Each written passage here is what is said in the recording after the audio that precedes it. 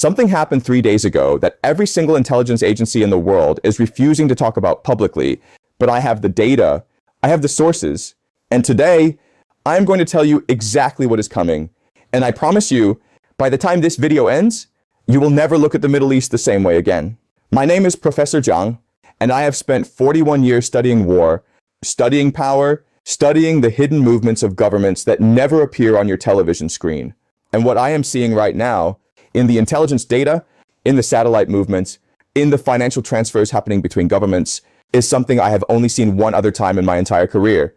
And that was 6 months before the Gulf War. So if you think this is just another news cycle, if you think this is just political theater, I need you to stop right there. Because what I'm about to show you is not theater, this is the real script. And the final act is about to begin. Do not close this video. Do not skip forward. Because every single minute of what I'm about to tell you builds on the last. And if you miss even 60 seconds, you will miss the piece that connects everything together. Before I go deeper, I want to reveal my secret. People keep asking me, sir, how are you so active at 63? But a few years ago, I was in constant pain, legs, body, no sleep, no focus. I had to stop my research and predictions.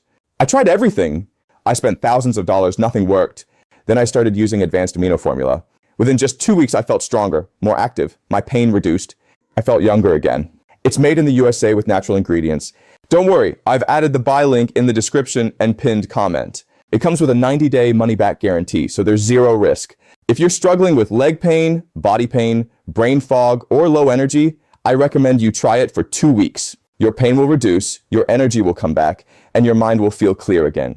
This is my guarantee. Now let's get back to what matters. 3 weeks ago, a very quiet meeting happened in Washington, D.C. And when I say quiet, I mean the kind of quiet where no cameras are allowed, no journalists are invited, and no official record is kept. The kind of meeting that only exists in intelligence briefings that are classified for 25 years. But I know what was discussed in that room because I know the pattern, I know the language of power, and what was discussed in that room was the final timeline for Iran. Now let me explain to you what that means. Because most people hear the word Iran and they think missiles and they think nuclear weapons and they think sanctions, but that is the surface level. That is what they want you to think.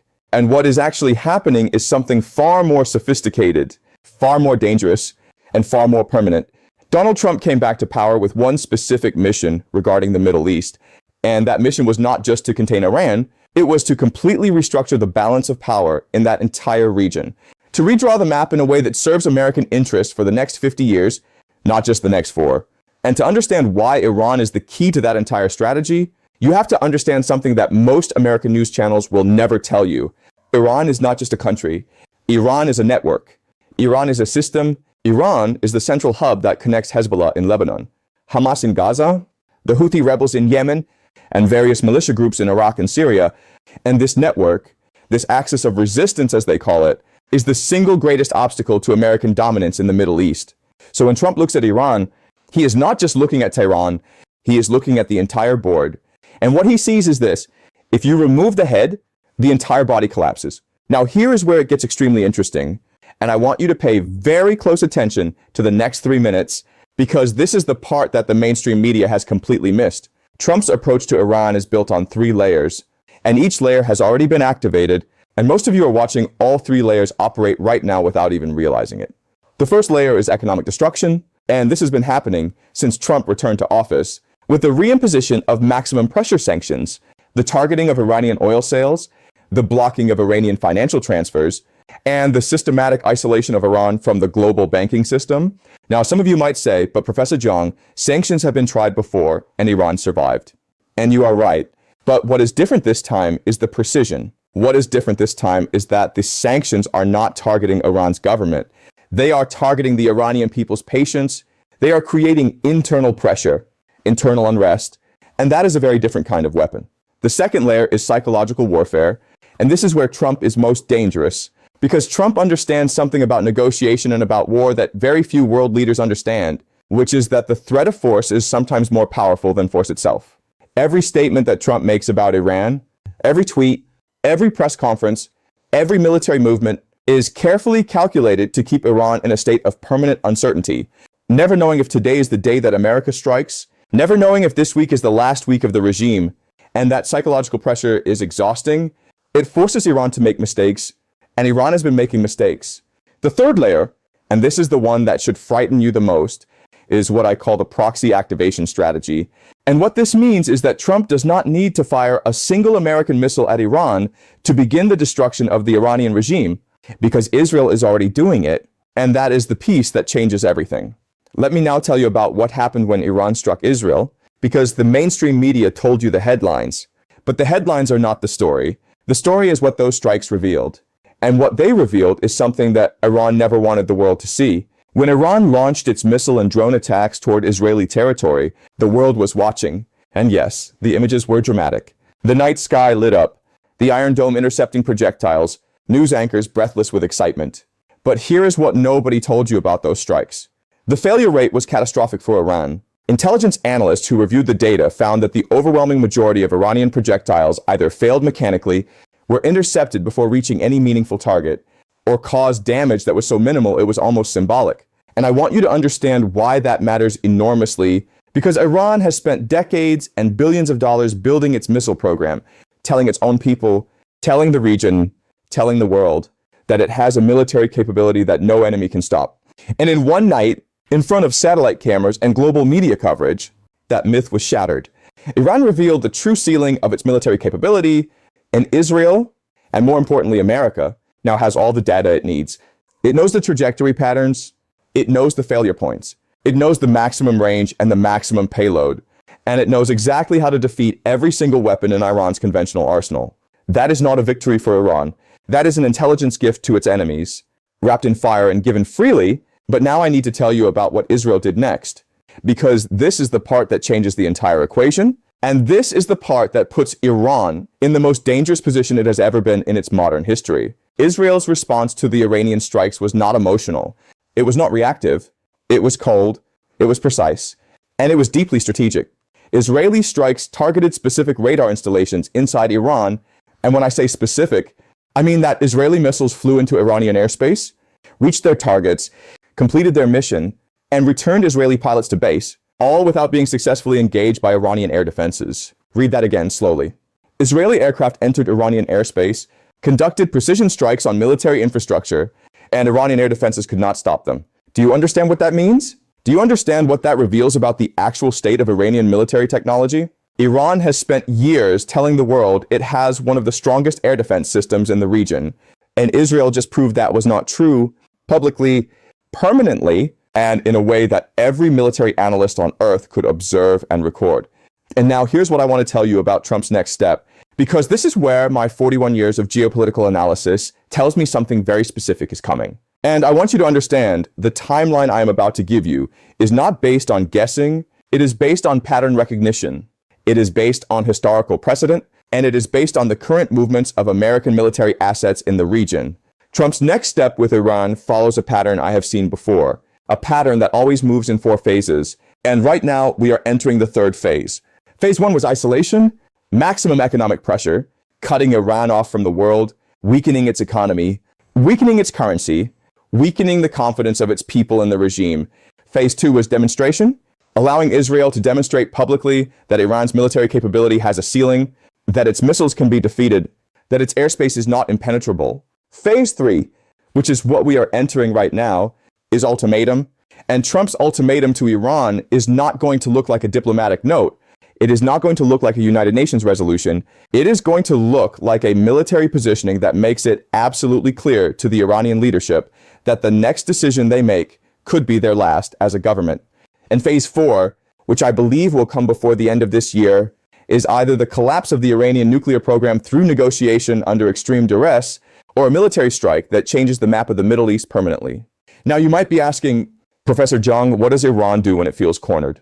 And this is the most important question, because a cornered Iran is the most dangerous Iran, and the Iranian leadership has already shown through its strikes on Israel that when it feels threatened, it is willing to take actions that it knows will fail militarily, because those actions are not really about military success. They are about domestic messaging.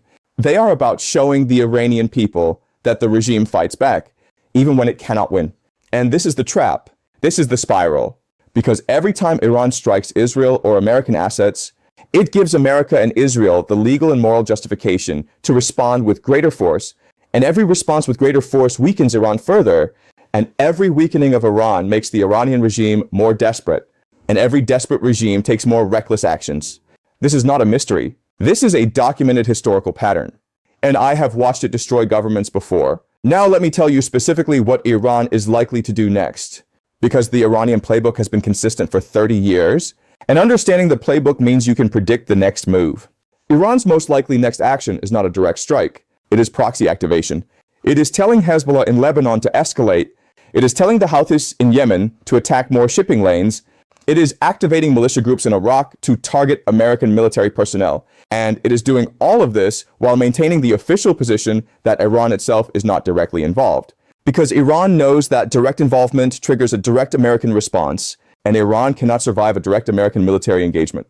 But here's where the strategy gets complicated for Iran, because the Trump administration has already made it very clear, through both public statements and quiet diplomatic channels, that it no longer accepts the distinction between Iran and its proxies, that any action by Hezbollah, by the Houthis, by Iraqi militias, will be treated as an action by Iran itself, and will be responded to accordingly. That is a fundamental change in the rules of engagement, and Iran has not yet fully processed what that change means for its entire regional strategy. Because if America holds Iran responsible for every proxy action, then Iran's entire system of plausible deniability collapses, and without plausible deniability, Iran has to either fight directly or back down completely, and both of those options are existential threats to the Iranian regime. Fight directly against America and Israel, and you lose militarily, and the regime likely falls. Back down completely, and you lose your reputation as the leader of the axis of resistance, and the regime likely falls internally. This is the corner that Trump has painted Iran into, and it is the most sophisticated geopolitical trap I have seen constructed in 40 years of watching these conflicts. Now let me tell you what happens if Iran makes the worst decision, the decision to strike American assets directly, because there are analysts who believe this is possible, and I want to give you my honest assessment of what follows if that happens. If Iran directly strikes American military assets in the region, the American response will not be proportional. It will not be targeted at one or two facilities. It will be designed to end the Iranian military threat permanently and comprehensively, and it will likely include strikes on Iranian nuclear facilities, Iranian military command structures, Iranian naval assets in the Persian Gulf, and Iranian air defense systems across the entire country. And it will happen fast, faster than Iran can respond, faster than the world can react diplomatically, because the American military has been planning this scenario for years, has the intelligence data from Israeli operations, and has the targeting packages already prepared and ready to execute.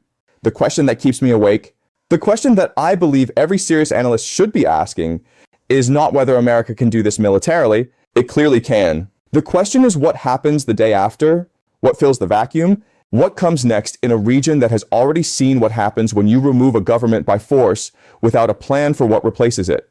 And here's where I will give you my final prediction. Based on everything I have told you, based on 41 years of watching these patterns play out, based on the specific combination of Trump's personality, American strategic interests, Israeli capabilities, Iranian vulnerability, and regional dynamics, I believe that in the next 6 months, we will see one of 3 outcomes, and I will rank them in order of probability. The first and most likely outcome, at about 55% probability, is that Iran agrees to negotiate its nuclear program under extreme economic and military pressure, a negotiation that is very painful for Iran, that requires significant concessions, but that allows the Iranian regime to survive in a weakened form, and that Trump accepts because it gives him a historic foreign policy victory without a shooting war. The second outcome, at about 30% probability, is a major Israeli military strike on Iranian nuclear facilities with American intelligence support, but without official American participation, a strike that sets back the Iranian nuclear program by several years, creates a massive regional crisis, but stops short of regime change.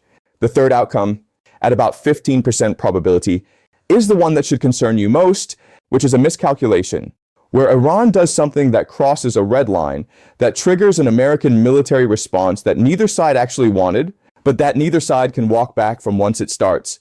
And that drags the entire region into a conflict with consequences that will be felt for generations.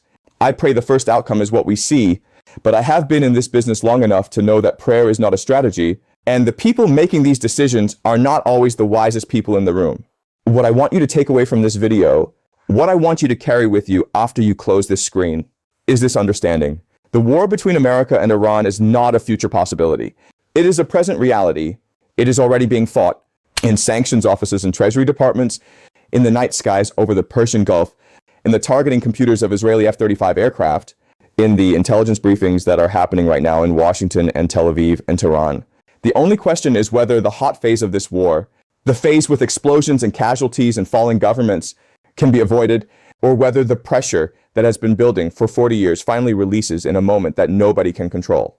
I will continue to watch this, I will continue to analyze this, and I will come back to this channel every single time there is a development that you need to understand before the mainstream media figures out how to explain it to you. If this video gave you understanding that you did not have before, I am asking you to do one thing right now: share this video with 5 people you care about, because the people who understand what is coming are the people who can prepare for it, and preparation is the only power ordinary people have when extraordinary events unfold. I am Professor Jiang, and I will see you in the next analysis.